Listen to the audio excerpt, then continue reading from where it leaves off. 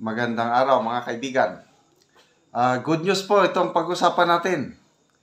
Dalawang batikang ex-judges nagsabi na hindi pwedeng kasuhan si PRRD despite yung mga inamin niyang nagawa niya nung mayor pa siya o presidente pa siya. Yung may mga ginurgor niya. Tuwan-tuwa na ang mga makakaliwa. Tuwan-tuwa na yung ibang kongresista, mga makabayan black, na pwede na daw kasuhan. Nako. Una, ang ex-judge, batikang judge, NBI director na ngayon, Jaime Santiago. Pangalawa, si dating Supreme Court Justice Lucas Bersamin. Nagpahayag na hindi basta-basta makasuhan kahit umamin na. So, marunong talaga ang ating Tatay Digong. Okay, pakinggan natin ang balitang ito ng UNTV tungkol sa dalawang ex-judge na ito. Kahit nag-admit na, asan na yung mga victim? Asan na yung mga complainant? The complainant should come out. Sa kabila ng pag-amin ni dating Pangulong Rodrigo Duterte sa pagdinig kahapon ng House Quadcom na mayroon umano siyang mga pinatay, ayon kay National Bureau of Investigation o NBI Director, retired Judge Jaime Santiago, kailangan pa rin na may lumutang na mga biktima o complainant para makasuhan ang dating punong ehekutibo. Bilang dating huwes, paliwanag ni Santiago, dapat may magpatotoo para formal na maisampa ang kaso sa husgado. Kahit magsisigaw ako ngayon na marami akong pinatay, pero wala naman dumadating na complainant against me, hindi ako pwedeng makasuhan. Ganun po yun. Dagdag pa nito, kahit ang NBI ay hindi magsasagawa ng investigasyon kung wala namang handa na magreklamo. Kahapon, nandun yung mga victim ng alleged victim ng EJK, extrajudicial killing. Kung may magka-come out sa kanila and openly file a complaint, then we will investigate. Kung wala naman kaming maimbestigahan. Si Executive Secretary Lucas Bersamin na dating punong maestrado ng Korte Suprema, sinabi na mahirap magbigay ng hatol sa pahayag ng isang tao. Having been myself a judge for 34 years, when you say something, it's really not easy to make a judgment based on what one says or does not say. I will leave that to the one who will appreciate the evidence, if that is called evidence. Samantala, inihayag din ni Bersamin dahil hindi na obligado ang Pilipinas na makipagtulungan sa ICC dahil hindi nakasabi nito ang bansa, pero may ibang paraan para makuha nila ang jurisdiksyon sa dating presidente sa pamamagitan ng International Criminal Police Organization o Interpol. Under our protocols, the Interpol could effectively request by red notice the Philippine local law enforcement agencies to effect the process. So, yun po, napakaklaro yung paliwanag ni NBI Director Judge Jaime Santiago, no? Dapat may lalabas na mga complainant. Kasi anong magagawa ng NBI kung wala namang magko-complain? Kung hanggang hearing lang. Kasi ang tagal na yan. Kung talaga pang maraming nabiktima, alleged biktima sa extrajudicial killings na sinasabi nila, bakit hanggang ngayon wala pang kaso si PRRD? Admittedly, may mga lapses ng mga pulis. Hindi naman inutusan ni PRRD ng mga pulis gagawa ng ganong kalukuhan.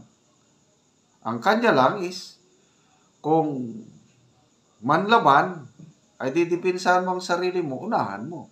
Very clear, yung kanyang policy. Kaya sabi nga sa hearing is, sinong tao na nasa tamang pag-iisip na iyong paslangin ang inosente? Never. Nagagawin ng isang matinong tao. Kaya sana makarating itong pahayag na ito ni Executive Secretary Lucas Bersamin at NBI Director Santiago na lalabas kayo yung mga mag-file na kayo ng complaint. Yan naman ang palaging sinasabi ni PRRD. File kayo ng kaso. Si ex-Senator De Lima, ang tagal niyang naging CHR Director, naging DOJ Secretary, palagi siyang magbanggit tungkol sa DDS. Bakit hanggang hindi sila nakapag-file ng kaso versus laban kay then Mayor Rodrigo Roa Duterte at naging presidente? Nasaan ang kaso? Wala kayong mga complainant eh. May mga present sila sa Senate hearing, sa Quadcom, mga relatives ng mga biktima. Well, nakikisimpatya tayo. Talagang masakit yung nangyari kasi meron talagang napaslang na walang kinalaban, lalo na yung mga bata. Talagang kagagawan yun ng mga loko-lokong pulis, mga ninja cops. So, ayun, kasuhan nyo ang mga loko-lokong pulis. Kaya lang, kung ang target ninyo is si PRRD, nananaginip kayo ng gising. Kasi hindi gagawin ni PRRD yung sinasabi nyo na salita lang yan. Mahilig yan lang. Iyan nga ang kagandahan kay PRRD, salita pa lang, natatakot ng kriminal eh.